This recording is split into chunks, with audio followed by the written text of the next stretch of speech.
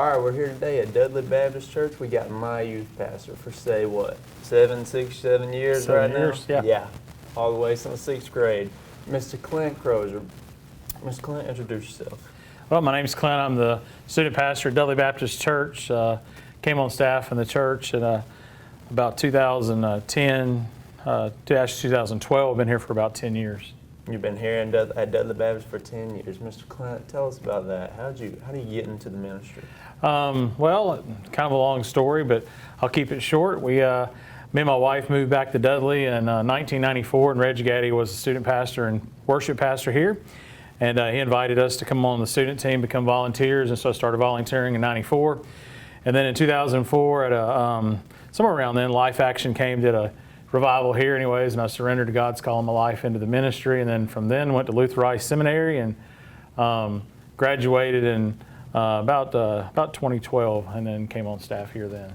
Tell us about God calling you into the ministry. When did you know? How did you feel that, you were being led to the ministry? Well, I knew that students had always been my passion, and I was a registered nurse out of the hospital, been working there for a while, and just sensed that there was a bigger calling on my life than just the nursing. And so through a revival experience, me and Christy talked and just felt like God was kind of tugging on my heart to do that. Didn't really know how I was going to get from point A to point Z anyways, but just surrendered and just trusted God, and he took care of the rest.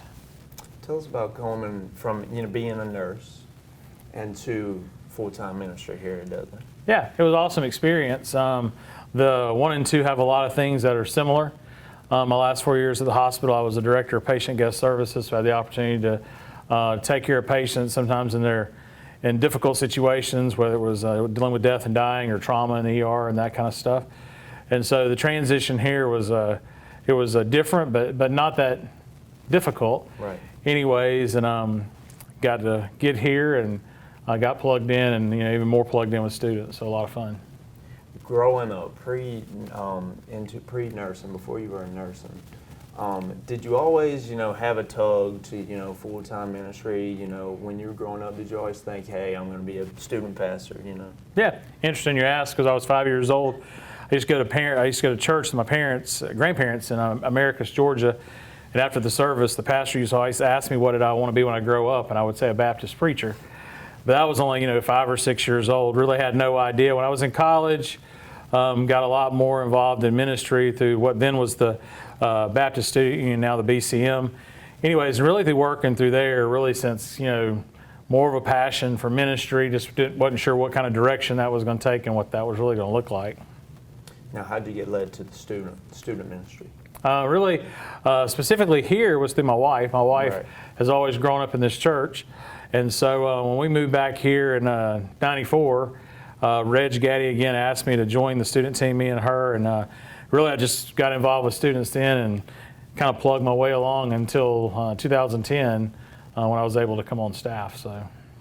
When you were called to the ministry, did you think, hey, no doubt Dudley Baptist, that's it, or did you have other places? Tell us about that. Well, interestingly enough, I thought that I really felt called specifically to Dudley Baptist Church through a series of circumstances. Looked like at one point I was going to come on staff here, but things didn't work out, and so I was just patient, continued serving student ministry. Kind of served as a middle school pastor role when Josh Meadows was here. Right. And then when Josh left, of course, Billy Dawes is our pastor, and it just, the timing was perfect. I was graduating from Luther Rice at the time that they were starting a new church here in town, and so just was able to plug right in. Right. You've been here 10 years. Tell us about the growth you've seen in 10 whole years here at Dudley. Oh, yeah. In the student ministry and otherwise. Yeah, student ministry and the church. Student ministry, I came on staff. We were probably running, I think, consistently probably 30 or 40 students. Now it's probably 70 or 80. So that's but it really has nothing to do with me. It has everything to do with when kids get excited about their relationship with Jesus Christ. They tell other kids, and so they bring more kids with them. And so it's really just being a tool of God and just being obedient to what He's calling you to do. So, no doubt. You mentioned your kids. How's it been to see those three pass through your own student ministry? Oh, yeah. When I came on staff, they were just beginning to come in. So I have triplets, Carrie, Kaylee, and Colin. and they're all about to be seniors in college. And so, yeah, that was fun while they were in the ministry. Right. But now they've moved on, and they're all very active in church work and the colleges that they're involved in. And so, yeah, it's been different not having them in there, but maybe a little bit easier sometimes because also, you're trying to minister to your own kids and ministering to the kids of others. So it's been good. No doubt. This is Mr. Clint Crozier. We'll be right back here to talk some student ministry here with Mr. Clint here on TV 35. From humble beginnings with a desire to serve the Dudley community, Bank of Dudley has grown to 5 locations, serving Lawrence, Twiggs, and surrounding counties. Serving our community since 1905, the Bank of Dudley is looking forward to its 2nd century of community banking. Drop in today to any of our 5 locations: Jeffersonville, Dudley, East Dublin, Veterans Boulevard, and downtown Dublin. Bank of Dudley, member FDIC, and an equal housing lender. Dr. Avery and Dr. Chuckapella are glad to announce the opening of Central Georgia Primary Care right next to Paul's Tire at 230 Industrial Boulevard. At Central Georgia Primary Care, we offer highly skilled physicians with compassionate, personalized care focused on each individual patient as our top priority every single day. Our physicians have devoted a lifetime of excellence in healthcare. It's Central Georgia Primary Care, bringing state-of-the-art healthcare right here at home. All right, we're back here with Mr. Clint. Mr. Clint, we want to talk about your student ministry. We want to talk about your the current youth you have. Tell us how it's been. Tell us about this year and this current ministry you have right here in Dudley. Yeah, it's been great. Seen some growth this year. Students were very eager to come back. I believe after COVID, everybody wanted a sense of community, and so we were able to get back at things this year. We're busy, with camps and retreats and that kind of stuff. Had a great ski retreat this year, a lot of fun. Took a lot of kids skiing. Our Wednesday nights are a blast. That's kind of our focus, where we get a lot of students come together and experience worship and a little bit of teaching, and then allowing kids to get into small groups and that kind of thing. And so, yeah, I think this year things have been going well, been very busy, but a good busy. Man, Mr. Clint, it feels like we're coming out of COVID, in a sense. Tell us about, having a youth ministry. Tell us about during COVID, trying to keep this group together. Yeah, probably I would say one of the most difficult times for pastors, especially senior pastors, but student pastors as well. We still tried to connect through Zoom with small groups and that kind of stuff. I think that with the technology that we have today, it worked to our advantage. Being able to to FaceTime and still connect. I couldn't imagine what it would have been like when we didn't have the technology that we have today. So that presented its challenges, but I felt like as long as you could touch base, keep in touch with students, and whenever we had the opportunity to come back, it'd be good. It was a crazy time. I remember our Zoom life groups. Yeah. Yep. Now, Mr. Clint, tell us about Wednesday nights now. Coming out of COVID, tell us about how they've been this year. What do we have going on a Wednesday night here in Dudley? What's going on? It's good. Students usually show up to the student center usually around 6:30, have some game time. We got some ping pong tables, pool table, just hang time, and then once a month, twice a month, we'll have some snacks, some food. All the kids like to eat, of course. And then about 6:50, we get started with some announcements, kind of some things that are upcoming in student ministry. And then 7 o'clock, we're fortunate to have Miles Johnson, our worship pastor, leads our group in worship. So we have about 15 minutes or 20 minutes of worship. And then, my passion, one of my passions is getting the chance to preach and speak. And so I get about 30 minutes to share. And then after that is where I think that really where students enjoy it the most. And it's our small groups where kids get to get into their own little groups, and they basically do application off the message that I preach. Right. I think that today's student, what they want is they want to hear God's word, but what they want to know is how can I apply it to my life tomorrow? Right. And so that's my challenge, is I try to make sure that we're showing students that God's word is still relevant, and they can still use it tomorrow when they get up and go to school. Tell us about the importance of a life group. You can preach it, but tell us about, kids coming together. Tell us about the importance of a life group and that application part. Yeah, we use an acronym called the ABCs of life Right. groups, and A stands for accountability. It provides a little bit of accountability for students. We're trying to dig into God's Word and have a quiet time in your prayer life and that kind of stuff, so you can hold each other accountable. The B stands for belonging. We want every student in a life group to sense that they belong to that group. It's important for students to feel like that they're fitting in. And then the C stands for caring. It's a time that students can talk about things that are going on in their lives, get their life group leaders involved with them. And the issues that go on the day-to-day stuff with relationships and Right. dating and parents and that kind of stuff. We have a group of great adults, volunteers, that help students to navigate through those parts of life. So, Mr. Clint, you have 7th grade all the way to seniors. How is it different? How are you preaching a message that are going to go out to all of these kids in different age groups? yeah, it's a challenge. You want to hit the middle. Right. You want to make sure that you know the audience that you're preaching to. I think you don't ever want to preach over someone's head, but also you want to preach in a way that is challenging students to dig a little deeper, to hear what you're saying. And so I've heard some say that it's impossible, but I don't think it's impossible. I just Sure. think it's just a matter of preparation. You just got to prepare, knowing your audience, that's the group that you're talking to. And when you're teaching, you can look at the group and tell, if you're being engaging or not being engaging, you need to change up some of the style or something of what you're doing to kind of draw everybody in. Right. So. Right. You mentioned Miles helping you out on Wednesday nights, Yeah. the Music Man. Tell us about the staff here and how's it one group? How is it all going together? This one group? Yeah, we all work really well together. Miles and I go way back. We're best friends before we came on staff here, and so he's the worship pastor. We work hand in hand with him, especially on Wednesday night. And we have Paul Lay, who is actually over our children's ministry, Club 56. And which is really important because Club 56 is a feeder ministry into my ministry because it's 5th and 6th graders. So he and I interact a lot and talk about kind of what they're doing. And so I know what kind of student I'm getting. And then also helps having some conversation specifically about the students that are moving up in the ministry. And then as you may or may not know, we just called a new pastor, Right. Matt Green, and he'll be here actually on site June the 5th. So we're excited to have him on board. We had our first staff meeting with him, Zoom, this week, and so we're excited to get him here and begin to continue to cast vision for the church and move the church forward. So very exciting times in the life of the church. Yes, sir. Tell us about that. A whole year here with Marty Carnes as the interim, and tell us about the whole transition process, and now bringing in Matt Green. Tell us about that.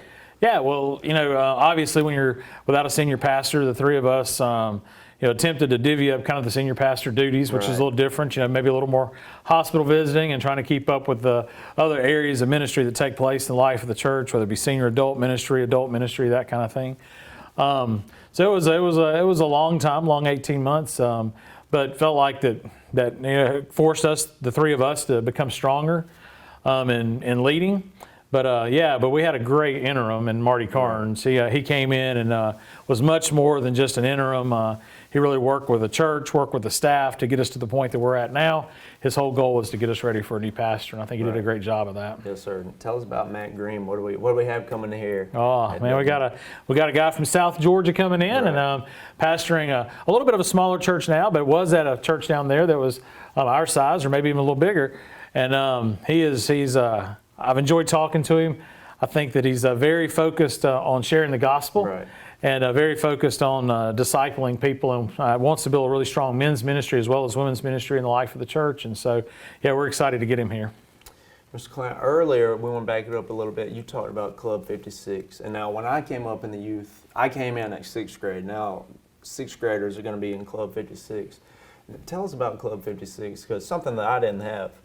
Tell us about that and, getting that started, and just tell us about Club 56. So Club 56 was a ministry that Spence Lovett was a former children's pastor here, now is the FCA guy for our community.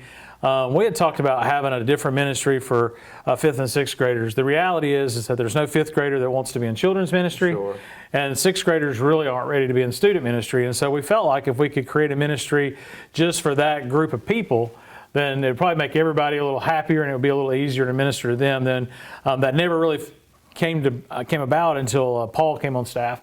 And then after Paul got here, was a ministry that we kind of worked together on to start off with, and now he leads that ministry. And it's worked out really well. They're probably running, I think, in the 30s on Right. students on Wednesday night, so it's great. I think they're graduating 17 to our ministry this year, so we're losing, I think, 20 seniors this year and getting 17, Right, so that's pretty yeah. good. So yeah. Have you seen the difference in the youth? Because I remember when I was in 6th grade, I'm sure we got on your nerves. There's no doubt about it. There's no doubt. And have you seen a difference in the youth without those younger groups?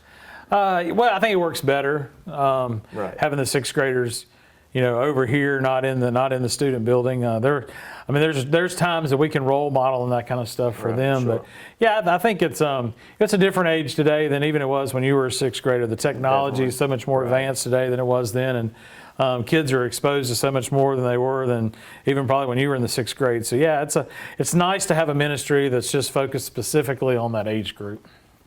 We'll be right back here on TV 35 with Pastor Clint. Thank you. Congratulations to the class of 2022 From everyone at Century 21 Durden Cornegay Realty. Remember, knowledge is power. And choosing Century 21 Durden Cornegay as your real estate company, you'll always have up-to-date information on the local market. Prompt and professional service and satisfaction guaranteed. That's what you'll get when you're dealing with the #1 realty company in the area. For more information, visit c21dublin.com. Call us at 272-1535 or visit Century 21 Durden Cornegay at 1700 Veterans Boulevard in Dublin. Broker George Durden. When you want convenience, you want Neighbors Express, where you'll always find friendly, courteous service every time you visit us. Fill up with pay at the pump. Take advantage of our bigger and better selection of beverages and tobacco products. Enjoy our popular crushed ice with your favorite fountain drink. And you can always enjoy a fresh hot breakfast, lunch, or dinner. So stop by and see us today, where it's always convenient and friendly. Neighbors Express, locations at I-16 at 441 and in Cedar Grove, where we provide farm fuel for all our customers. When you want convenience, you want Neighbors Express. All right, we're back here with Pastor Clint. And Mr. Clint, you mentioned that senior group. You got 20 seniors, and one right here. Tell us about that group. Oh, it's a fun group. Every group of seniors that graduate is very different. You connect with them all differently. I would like to think that all 20 I've connected with, but the reality is this: you can't connect with every single student. But there's a core group, you being one of them in that group, that I feel like I've connected well with. It's fun being around different students. I have a philosophy that you want to involve 7 to 8 adults in a student's life during the course while they're in student ministry, and so it's really not all about me. Sometimes I'm going to have an adult leader that may connect better with the student than I do, which is perfectly fine. That's really Right. good. So that's actually a win in student ministry. So yeah, it's a fun group. Had a good time with them this year. There's going to be a big hole to fill next year with the rising juniors, and so yeah. Right. I mentioned earlier that group. Me being in 6th grade, I remember we were jumping off couches and wrestling, and now I would like to say we're leaders in the youth. Tell us about our group as a whole, from 6th grade until now as seniors. Oh yeah, well, 6th graders. You come in. I think your group came in probably like most 6th graders do. Y'all were before we transitioned to having Right. Club 56. So we dealt with a little more immaturity, but that's okay. It gave the older students a little bit of time to mentor y'all, and sometimes having those two groups together is not all bad, because younger students get to see how older students are acting. You kind of model for each other, and so you see some modeling. But it's fun to watch from 6th grade to 12th grade, kind of how you mature.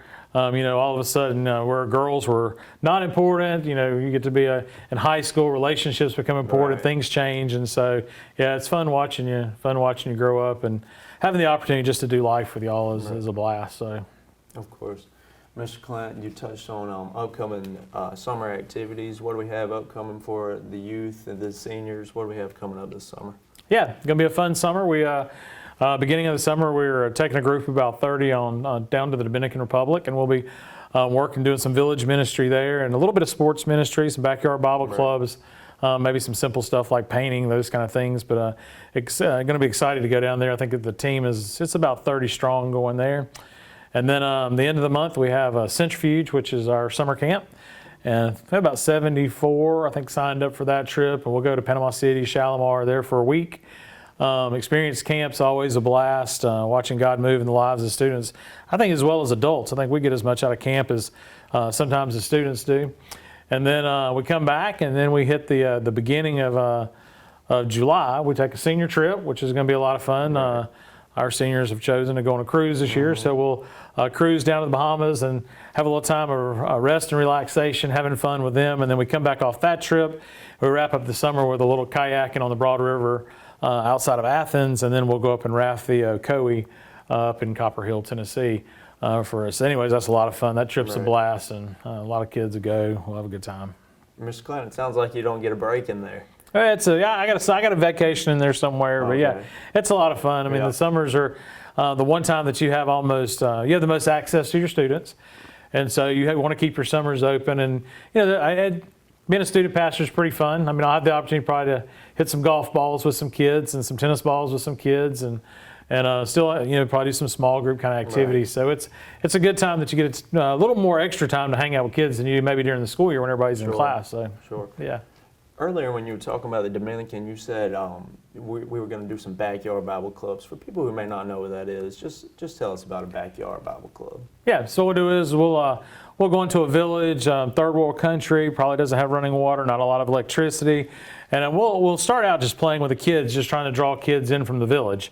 And then once you get a group of kids kind of drawn in, you can develop a little bit of relationship with them. We'll have translators there because most of them don't speak English. And then what we'll do is we'll have a simple Bible story that we'll tell to them in probably a creative way, where some people use puppets, some people do drama, just something to kind of catch their interest. And then after that, you want to have a time where you take them and do some arts and crafts. Usually a craft that kind of surrounds itself with the Bible lesson, and then usually have some recreation. All the kids like to play, so you kind of can rotate the groups through doing those different activities. Looks much like a vacation Bible school would look here. So, anyways, just in a third world country, probably in the dirt, in the heat. So, anyways, but it's a lot of fun watching the kids have fun playing and that kind of stuff. So, yeah. Tell us about camp. It's such a big part of the youth. Tell us about going down to Panama City every year. Yeah, I would argue that the week of camp that we take is probably the most spiritual impact that a student gets in a week. It's we get up in the morning, we have morning celebration, and the students get into their Bible studies, and then after Bible studies, by that time you have some track time, you have some rec time, and you have very little free time. It's like an hour and a half in the afternoon, and then you come back that night and have very powerful worship. The camp pastors are always great, but probably to me, they have nightlife, which is a lot of fun, activities built for the students to play around at night. But I think the church group devotion time is probably the most intimate time that you have. It's where you can kind of unpack the events of the day, and students can let their guard down and kind of share what God's doing in their life, how God's speaking to them that week. And so, anyways, usually by the last night, you're really good listening to students share how God's worked in their life that week. We had students that have trusted Christ, obviously, while we're down there. We've done some baptizing in the ocean while we've been down there. So really a lot of fun. It's a great week, fun to be a part of.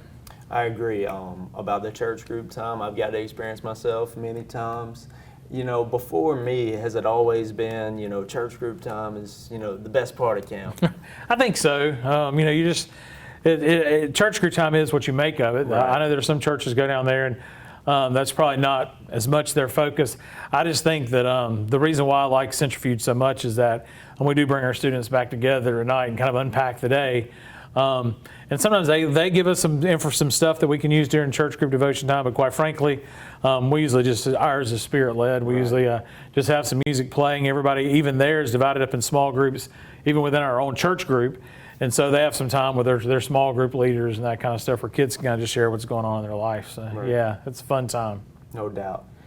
Mr. Clint, this group of seniors, if you could say something to them out the door, I mean, we're all going all over the place. What would you tell them? Well, I have a graduate message that I get to preach this coming Sunday, and the message is the challenge is to be weird, right? Which sounds crazy, but normal isn't working. And so I just want to encourage students as you leave is if you're flowing with everybody else, you're probably flowing in the wrong direction. And so we want to go live life differently. And so our mission statement here is bringing people to Jesus, building followers of Jesus. Right. And that's my goal for every student that leaves our ministry, is to go out and bring people to Jesus and build followers of Jesus. And whether you're a student and you're entering into the workforce, or whether you're going to college or the military, God has a plan and a purpose for your life. And part of my role is just to help you maybe discover a little bit of that. And I always tell students I'm just grateful and thankful that y'all allow me just to be a small part of that. A lot of fun, right. So. No doubt. Hey, I love it. Mr. Clint, you've had so many kids pass through to this ministry. Are they hanging around, helping you out? Or, are you still in contact with these youth that are passed on? Tell us about it. Yeah. Well, when I have the opportunity, I like to visit some students at college. Right. When I get a chance to go. COVID kind of interfered with a little bit of that, but getting to go down to colleges and still eating lunch with them. Always for any camp or retreat that I do, I love to bring college students back to give back to students. Obviously, college students have those young guys look up to them, and so right. to bring guys like you after you graduate to come back and go to camp, and so we'll use several college students at our camps and retreats and that kind of stuff. Those students that stick around, we like to use them as life group leaders on Wednesday night, especially with the younger groups. So yeah, always opportunity still to minister while you're close by. Mr. Clint, we appreciate you talking with us today here on TV 35. This is youth pastor here at Dudley Baptist Church, Mr. Clint Crozier. Thanks a bunch. A lot of fun. Yes, sir. Thank you.